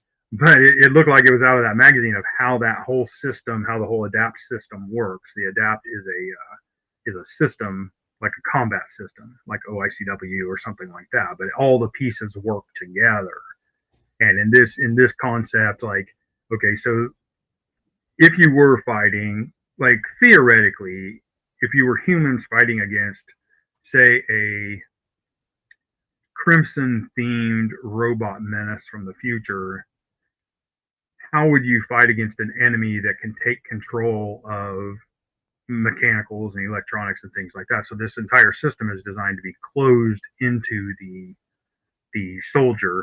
And so like there's layers to the suit. It looks like just an astronaut suit, but there's actually layers to it, and each layer does a different thing. And the inside layer is affectionately called a body bag by the soldiers, because what it does is it's skin tight, and it moves nanomites to areas that are injured or damaged to put pressure on them or to inject them with, medicine and things like that. each layer of that suit that you see on the outside just looks like a suit. That's the beauty of science fiction. I can show you something that just looks like a soldier, but then I can write a book like in the Aliens, the Colonial Marines Handbook. Like I can tell you how each one of those is actually some space age craziness that you don't even know about. So that's the beauty of it. You're making something like this, and I can tell you that's how it works. I may not know the science, but that's how it works. Like I don't want to pretend I'm like a space engineer or something, but I'm just saying, like, how would a plasma ignited pistol work instead of gunfire? That would be a concept that would be, if adapted to military process, a totally sealed up version of a pistol that could fire with plasma generated power as opposed to gunpowder could fire in space as long as it was completely self-contained. So man, I spend hours, doing what you were talking about. Like you were just like saying, oh, when it does this, people are going to ask those questions, and I just figured it out. That's how I think about everything. Everything I try to like say like this is how it would work. And once in a while, I'll do something that makes no sense, and I'm just like, go with it, man. It's science fiction. But because of how I did the Adapt Trooper for the Kickstarter, like I wanted to say, like, well, if this trooper was going to do this, and it was going to be this is how I was basically thinking about it, not from a full science perspective, but I'm writing an article for Popular Mechanics on how this thing works. Just a basic layman's things. And then people could argue, like, actually, that would never work. And whatever, dude. Science fiction. It's okay. Whatever, dude. It's okay. It's okay. But, so, like I said, so the Interceptor, I showed you where it was, or the Stiletto. And so we've got this stuff I've been playing with. I spent the last week working on this. I spent the week before that working on the Interceptor or the Stiletto. I'm working on all these things at once. And Tony, your little project is getting a big jump this week because I am doing some other stuff and found some files of a keyboard setup I developed for something else and never used. So I'm going to pull those in. Going to be some really cool things, and then they're just going to be, like imagine they were our size. They're just going to be like these plates that you would glue down, or screw to a countertop that already has the keyboard, and maybe a little controller on there if you were running a anti-missile system or something like that. Just some pieces on there, and you could just put them where you want them on your thing, and space them out how you need them. The monitors are just going to be like almost a fancy box. And I will make you a little connector on the back that goes to it, and I will make you a template to drill the holes for that. I don't know how hard your surface is, but you would just be able to set that the height you want the monitor, drill those 2 holes, and then you don't have to worry about how far apart the pegs are. And then if you want to drill a hole and run wiring through the monitor, you can, but I'll also make little holes on the monitor to run. I'm going to try to make it as customizable as possible for you so you can do whatever you want, but still look really cool when it's put together.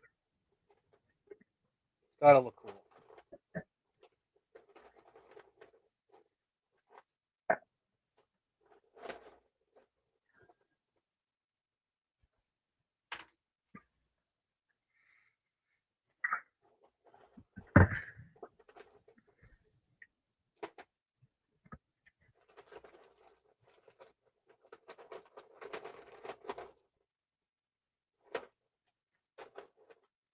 Well, sounds like pretty good updates. Pretty good updates.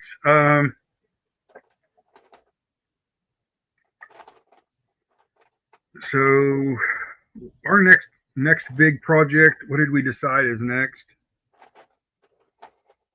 I believe that was the turning our cells into GI Joe, right? Okay, cool. All right. Also, I got a new idea for a future project. Okay. One more build off that I think would be kind of cool. It's going to be very similar to this, maybe too similar, but I don't know how many guys are familiar with this figure. This is the Emissary Predator. Look at the sweet gear this guy has. Yeah, he's got some cool shit.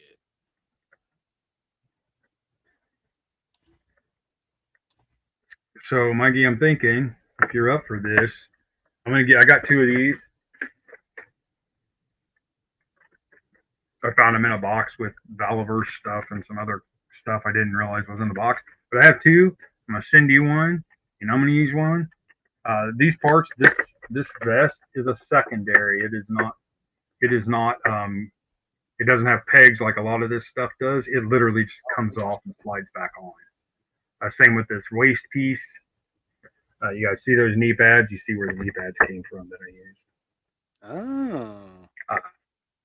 That was me taking it apart to see if it would even be possible for you and me to do this as a project. But I'm going to send you one of these, bud, and take a look at it.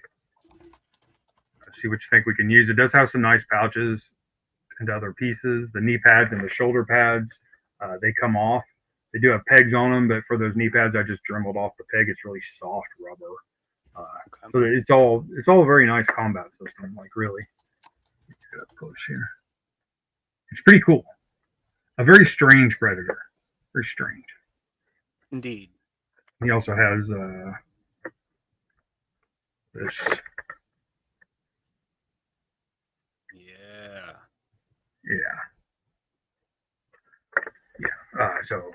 Yeah. Rondo, they're pretty cool. I mean, I bought these.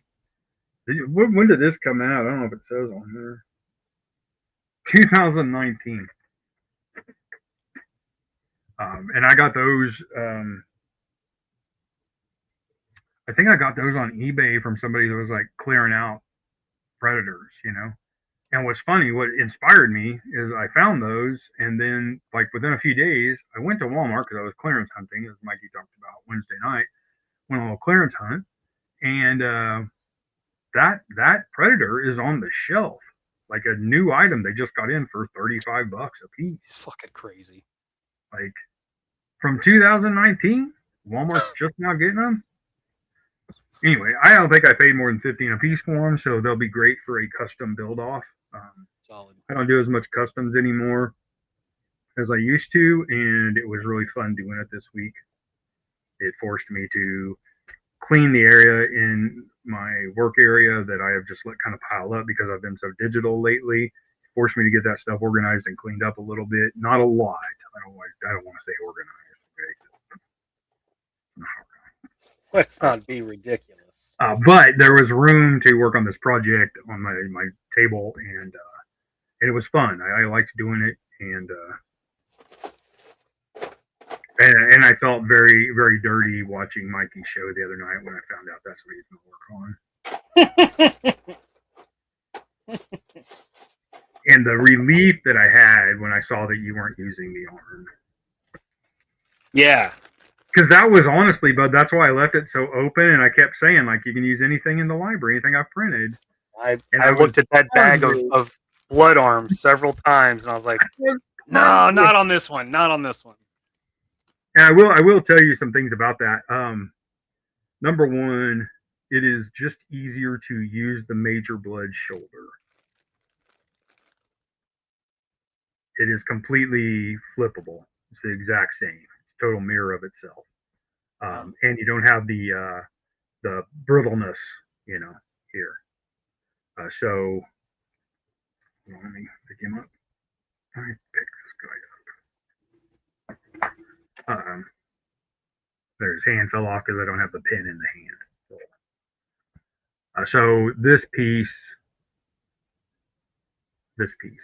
right here, this is off of Major Blood. This bottom one here is printed because this little feature's on the other side. Obviously, I went ahead and used the actual Major Blood elbow because the other one kept breaking on me when I was trying to pin it, because I couldn't find my steel rods or my aluminum rods, because I was just going to use brass or aluminum and pin it, you know. And then the arm is obviously flipped and the hand is flipped, and the hand is very fragile. So, and this wrist part also came off of Major Blood, again, just for the material purposes, because that is a much more flexible material. So just know that on that blood arm, if you start messing with it, it does help. And I've actually seen Major Bloods the new one, the price is decent on a few of them. Well, that'd be good. Down to 20. I think Amazon had like a 1-day thing where it was $20.97. Him and Sci-Fi. I saw last week. I didn't get any, but like I thought, man, if somebody's doing, because I probably won't do. I may do a Lieutenant Stone at some point because I doubt Classified ever will. Sure. Not if we really need to get Ninja Force, I guess, done. So probably need to put off the actual other things. We wouldn't want to dip into the Spy Troops or Fowler versus Venom. Try to stay away from Sigma 6 stuff. It's sticky territory. Which is funny to me because that's the one like I thought they would like snag a couple out of. I did too, but I think like Sigma 6 seems like so universally hated. Like people don't like the animation from the show. All the characters are super stylized to that style. So if you don't like the show, you're probably not going to like the characters with it. And even though some of the designs are really good, it's just the way they're drawn. Yeah. And what's funny is like some of them are terrible. Like Flint makes no sense. Sure. But like Lieutenant Stone is probably one of my very favorite designs. Him and High Tech, I think, was the tech guy's name. But it's so funny. Like no matter what iteration of GI Joe it is, like Tunnel Rat is Tunnel Rat. I think we don't get away from Tunnel Rat is Tunnel Rat. It doesn't matter. Like every iteration, he looks about the same. Like in Sigma 6, he actually had the Sigma 6 suit, but like he had the bandana and he had a little. He was shorter than everybody else. So there were some cool designs.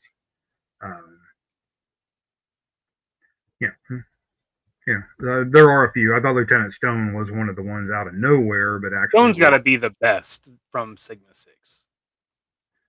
He's the one that seems like it's kind of like, okay, so what he reminds me of is Sergeant Savage, right? A line of toys that didn't fit any other line. They were bigger.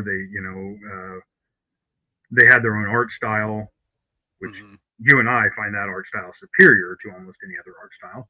But he had this different art style than what the Real American Hero did.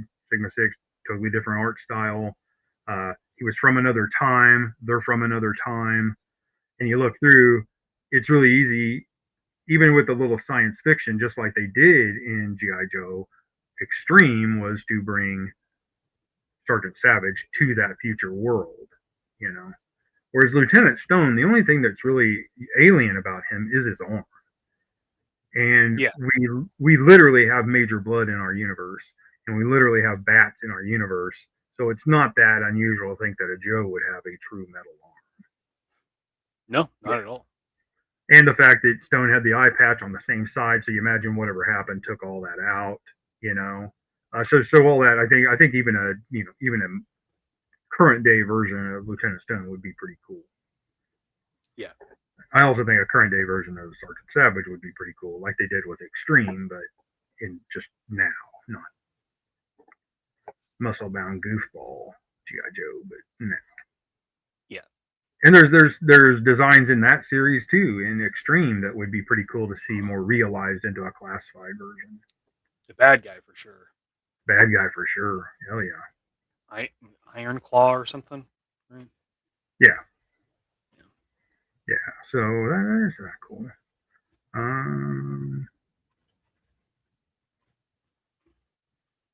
Yeah, I've had them for a long time too. I thought it was crazy to find them.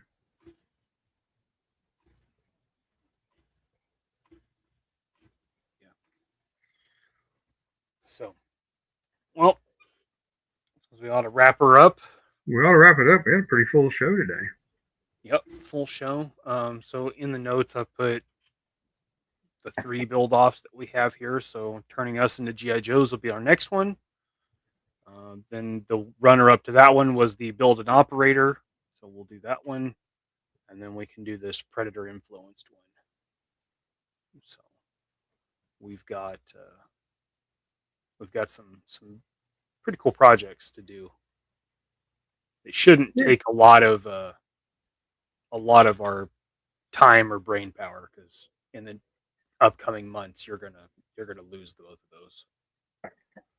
Yeah, Because we've got DFW in just over 2 months, and Joe Fest is just over 3. So not a lot of time. no. In fact, the goal here with the stiletto is to have it done by the end of this month, so I can start printing them and testing the prints. And I'll do all that in resin for the tests, and then see if I can get some help on printing the whole top and bottom. Then the rest of it can be resin, maybe. I want it to be, I don't want to give you like some totally fragile thing, but that's on me too. Is how much, how easy it is to assemble. I will probably, for the main body, I will probably try to use screws, and then everything will fit like a sandwich. Like you'll have the nose piece here, and then the engine will clamp around it, and then the body will clamp around the engine. And then I have to really work on that hinge design for the tail, to also be a landing gear. So there's some things there I still really have to work out, but right now I have the shape, I have the size, everything looks good as far as getting it done. And then canopies, I will do those canopies and a few of the interceptor canopies at the same time for testing. It is also going to have a renewed hinge for the canopy, a different design for that. And there are a few things I'm changing about the design, but to print these first ones, I'm just going to make them exactly like the model I took to the last JoeCon. Cool. It's pretty much going to be that model, and then whatever everybody wants to do, whatever we do after that is what we do after that. But so for AR, it will probably be a slightly different design for AR than we have for the 2 shows in the summer. Sure. Makes sense. And once those are ready, guys, I'm going to probably today or tomorrow, you'll see that from DFW, what the class is going to be and how much it's going to be. I'm struggling with it because I know what I will probably sell these things for, but I want you guys that follow us around and come to our stuff and like are on this podcast or on any of Mikey's channel podcasts, like to be able to have a crack at these at the show price if you can't get to the show.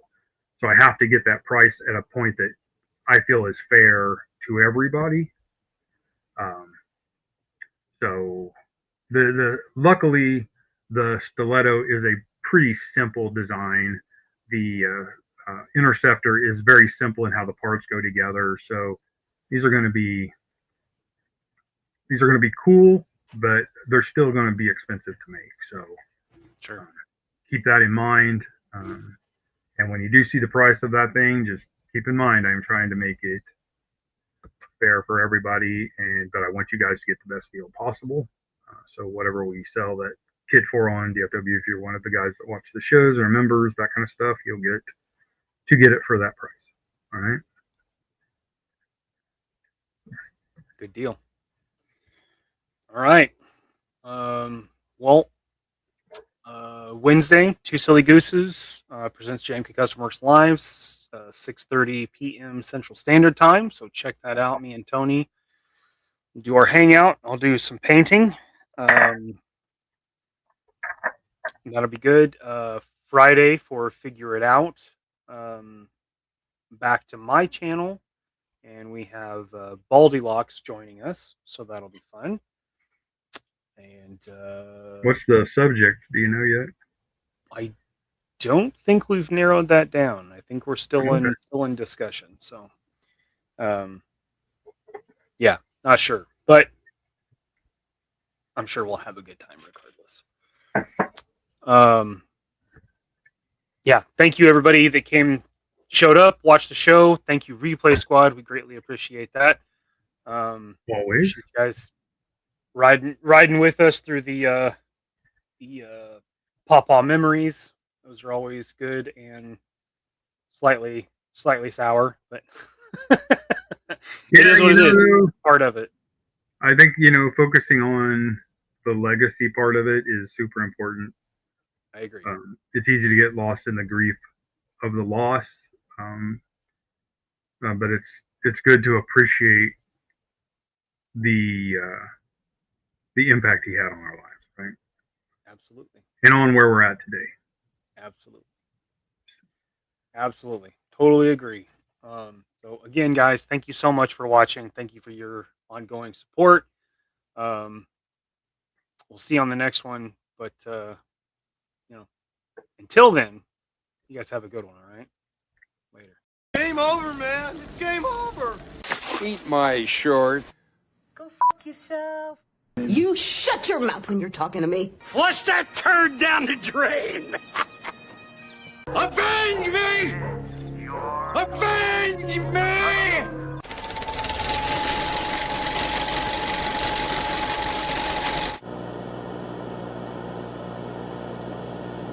Thank you. Thank you.